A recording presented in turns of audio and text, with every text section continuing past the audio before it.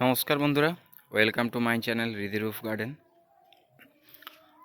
আশা করছি তোমরা সকলেই ভালো আছো, ভালো থাকবে অবশ্যই।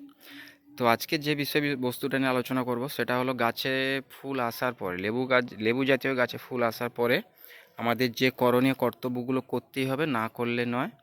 আমরা যদি বেশি পরিমাণে গুটি দাঁড় করানোর চেষ্টা করি বা গুটি দাঁড় করাতে চাই, যে তার জন্য যে করণীয় কর্তব্যগুলো আমাদের করতে হবে সেই সব বিষয় নিয়ে আলোচনা করব। দেখতে পাচ্ছ বন্ধুরা, এটা হচ্ছে আমার সামনে যে গাছটা রয়েছে সেটা হচ্ছে বাড়িওয়ান মালটার গাছ। 2.5 বছরের গাছ, প্রত্যেক বছরে ভালোই ফলন দেয়। এবছরও দেখো বন্ধুরা, গাছটাতে কি পরিমাণে কুড়ি এসছে তোমরা দেখতেই পাচ্ছ। এমন একটা জায়গা নেই বা এমন একটা ডাল নেই যেখানে গাছের কুঁড়ির আগমন হয়নি। দেখতে পাচ্ছ গোটা গাছটা কুঁড়িতে ভর্তি হয়ে গেছে।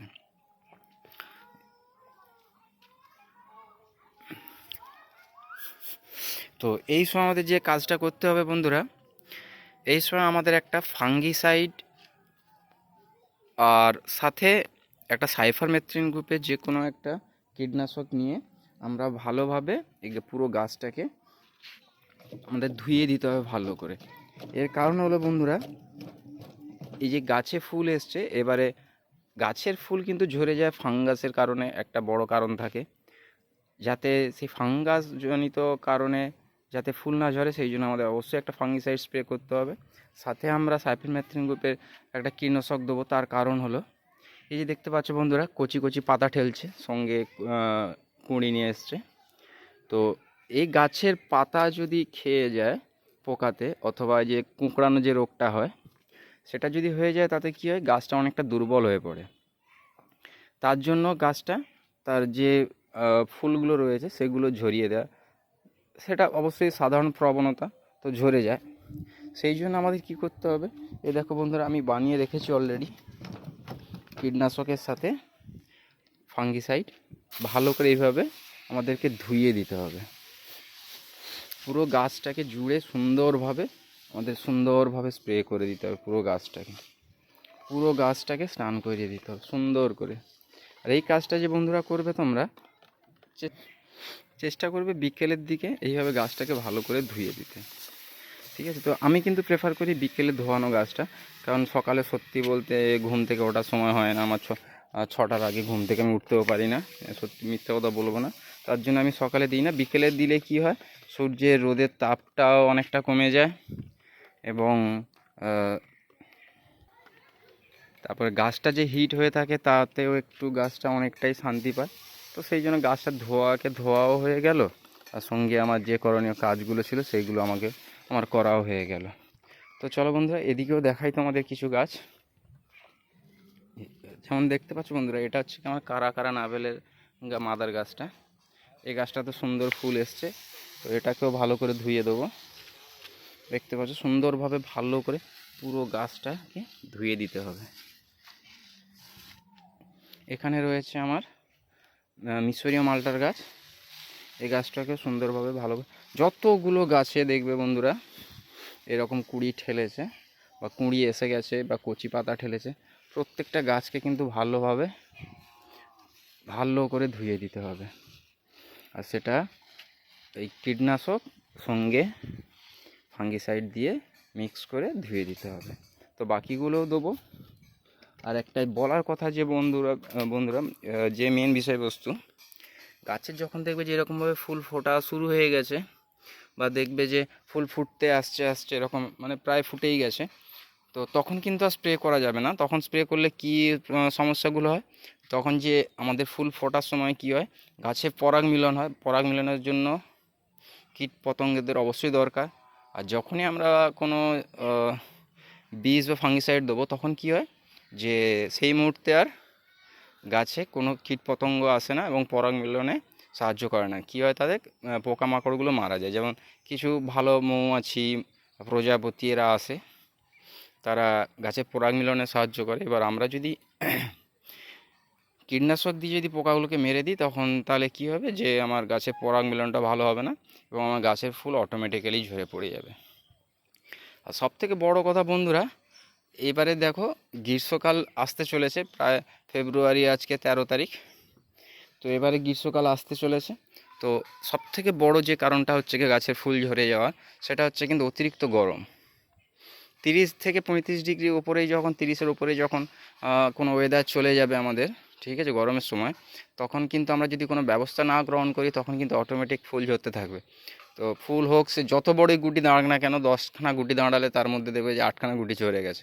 তার জন্য আমাদের করণীয় কর্তব্য কী হবে? আমি যে প্রতি বছর যে কাজটা করে থাকি সেটা বলি।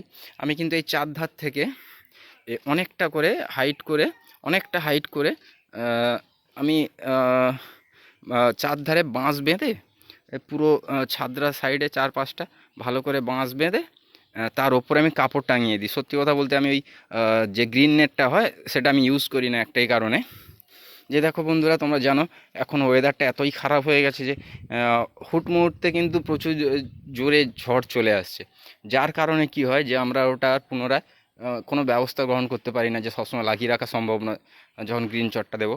তো আমি যে কাপড়টা টাঙিয়ে রাখি সেটা কি হয় না, যে কোনো মুহূর্তে যেরকম ইচ্ছা খুশিভাবে আমি খুলে নিতে পারি। তো আমি গোটা ছাদটাতে, এই ছাদটাতে টোটাল 3খানা কাপড় দিয়ে রাখি। তো আমার বাড়িতে কাজ হচ্ছিল, যার জন্য সেই খুঁটিগুলো তোমরা দেখতে পাচ্ছ না, দেখতে পাচ্ছ বাড়িতে রং হয়েছে, সেহেতু আমি আবার এগুলোকে রিইনস্টল করব। তো বন্ধুরা তোমাদের দেখালাম, দেখো এরকম কিন্তু যখনই ফুল ফোটা আরম্ভ হয়ে যাবে তখন কিন্তু ফুলে আর তোমার এরকম জায়গাতে কিন্তু বীজ প্রয়োগ করা চলবে না। কিন্তু আমার যেহেতু একটাই মাত্র ফুল ফুটেছে, তো সেহেতু আমি কিন্তু বীজ প্রয়োগ করতে পারি, কারণ বাকিগুলো কিন্তু এখনও ফোটেনি বা ফোটার অবস্থাতে নেই, এখন 2-3 দিন দেরি আছে। তো আমি ভালো করে এই গাছটাকেও ধুয়ে দেবো। এটা হলো আমার ওয়াশিংটন নাভেলের গাছ, যেটাতে প্রচুর পরিমাণে কুঁড়ি চলে এসছে, দেখতে পাচ্ছ। এটা হচ্ছে দার্জিলিং জায়ান্টের গাছ, দার্জিলিং জায়ান্ট কমলার গাছ। তো এটাতেও প্রচুর কুঁড়ি চলে এসছে, দেখতে পাচ্ছ। আমার প্রত্যেকটা গাছে কিন্তু কুঁড়ি চলে এসছে। এটা দেখো বন্ধুরা ডেকোপনের গাছ, ডেকোপন কমলার গাছ, এটাতেও কুঁড়ি এসছে 2-1টা। এটাতেও চলে এসছে। এটা নতুন গাছ, আশা করিনি আসবে বলে, আর সেরকম এর কোনো কে ডরমেন্সি পিরিয়ডে নিয়ে জোর জবরদস্তি নিয়ে যাওয়ার চেষ্টা করিনি, কিন্তু এসে গেছে, খুব ভালো কথা বলতে হয়। এটা হচ্ছে কি আমার ব্লাড মাল্টার গাছ। এ দেখো বন্ধুরা যে গাছের যে ক্ষতিটা করে, এই দেখো এই যে সাদা মতো যে একটা পোকা তোমরা দেখতে পাচ্ছ কি না, এই দেখো, এইখানে দেখো, এই যে সাদা মতো পোকার ডিম পেড়ে গেছে, দেখতে পাচ্ছ। তো এই এই পোকা, এই যে ডিমটা, এটা যখন ফুটবে তখন কিন্তু এতে পোকা বেরিয়ে এ পাতা খেয়ে চলে যায়। তো এই সময় অবশ্যই একবার বিষ মারতেই হবে। এটা দেখো একটা চায়না কমলার গাছ, এটাতেও কুঁড়ি আসা স্টার্ট হয়ে গেছে। এটা হচ্ছে কি সেই ইওলো মালটার একটা ছোট্ট চারা, যেটা দেখতে পাচ্ছ, হাইট বেশি না, কতটা হবে, 1.5 ফুট। এই গাছটাতেও দেখো কুঁড়ি চলে এসছে। এটা হচ্ছে কি আমার দেশি কমলার গাছ, এটা হচ্ছে কি নাগপুর কমলা বলে নিয়ে এসেছিলাম। তো এটা হচ্ছে সেই নাগপুর অরেঞ্জের গাছটা, যেটাতে ভালো পরিমাণে কুঁড়ি চলে এসছে। আর বন্ধুরা এটা হচ্ছে কি আমার 12 মাসি পাতিলেবুর গাছ।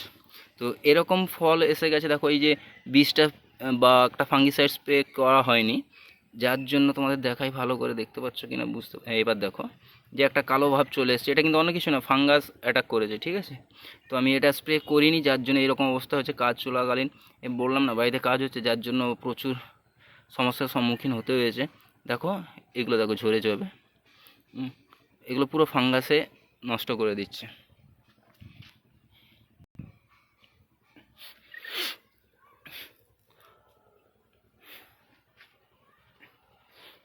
আর তোমাদের বন্ধুরা তোমাদের যে গাছগুলো রয়েছে তোমাদের কীরকম ফুল এসছে সেটা একটু জানিও।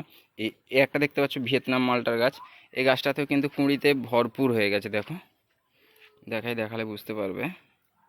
দেখো প্রত্যেকটা কুচি থেকে কিন্তু কুঁড়ি একেবারে ভর্তি হয়ে গেছে, দেখো প্রত্যেকটা কুচি থেকে কুঁড়ি ভর্তি হয়ে গেছে, প্রত্যেকটা থেকে, প্রত্যেকটা।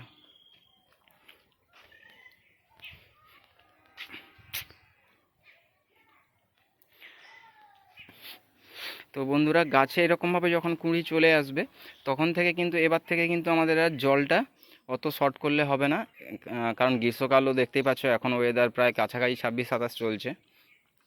তো আমাদের নিয়মিত জল দিয়ে যেতে হবে, ঠিক আছে, যাতে গাছের গোড়ায় জলের শর্টেজটা না হয়। দেখতে পাচ্ছ বন্ধুরা, এই যে গাছের গোড়াটা ভিজে ভিজে রয়েছে, সেই জন্য আজকে আর জল দিইনি। এরকমভাবে গাছের গোড়া রাখতে হবে, ঠিক আছে? তাহলে আবার যেন এরকমভাবে রেখো না একেবারে শুকনো হয়ে আছে, কারণ এই গাছটা এখনও কুঁড়ি আসেনি। এটা হচ্ছে আমার পাকিস্তানি অরেঞ্জের গাছ, তো এটাতে এখনও কুঁড়ি দেখা পাওয়া যায়নি। তো সেই জন্য এই গাছটাকে এখনও আমি তেমনভাবে জলটা ছাড়ি, মানে যে জলটা অন করে রেখেছিলাম সেটা এখনও চালিয়ে যাচ্ছি।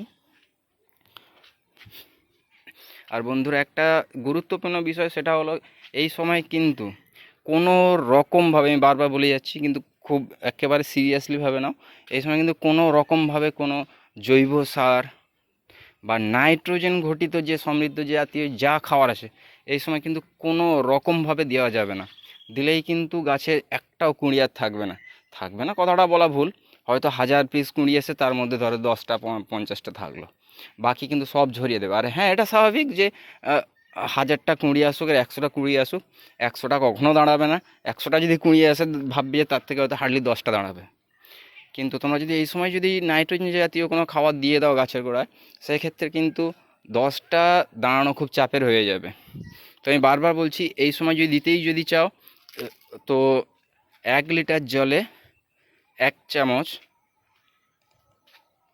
NPK 0050 নিয়ে গাছের গোড়ায় ওই জলটা প্রয়োগ করতে পারো। আর হ্যাঁ, সঙ্গে 1 লিটার জলে 1/2 চামচ চুন, যেটা সাদা চুন, যেটা জমিতে মারা হয়, ওই চুন কিন্তু দিতে পারো, দিলে খুব ভালো হয়, ঠিক আছে? তো বন্ধুরা, ভিডিওটা যদি ভালো লেগে থাকে এবং যদি মনে হয় যে ইনফরমেটিভ, তো একটা লাইক করো, কমেন্ট করো। আর কারোর যদি কোনো অসুবিধা হয়, কোনো সমস্যা হয়, অবশ্যই আমাকে জানিও। আর বন্ধুরা, সকলকে প্রত্যেকবার মতো রিকোয়েস্ট করব, চ্যানেলটিকে সাবস্ক্রাইব করে পাশে থাকো। ধন্যবাদ বন্ধুরা।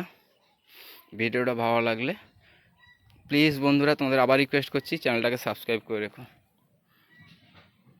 থ্যাংক ইউ বন্ধুরা।